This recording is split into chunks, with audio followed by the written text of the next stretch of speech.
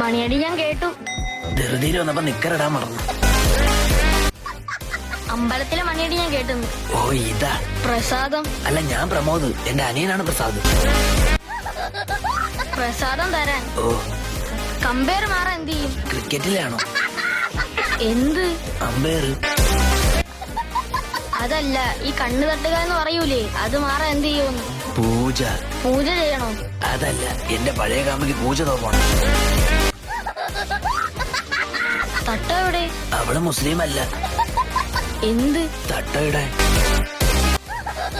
ചന്ദനവും പൈസ ഇടുന്ന തട്ടം. തൽക്കാലം ദക്ഷിണ ഇതിലേക്ക് ഇടുക. മനസ്സിനും ശരീരത്തിനും സുഖം കിട്ടാൻ എന്ത് ചെയ്യണം? ഗോവയിൽ പോയൊരു മസാജ് ചെയ്യും. അല്ല, ദേവിക്കൊരു പാൽപായസം. തിരുമേനി ബാച്ചിലറാണോ? ഏയ്, ഞാൻ സിംഗിളാ. അപ്പൊ ഭാര്യയും മക്കളും ഒക്കെ? അവര് സിംഗിളാ. തിരുമേനിയുടെ പ്രാർത്ഥന കൊണ്ട് എനിക്ക് ജോലി കിട്ടി. ഇനി കല്യാണം. കല്യാണം കഴിക്കാൻ എന്ത് വേണം? പെണ്ണ് വേണം.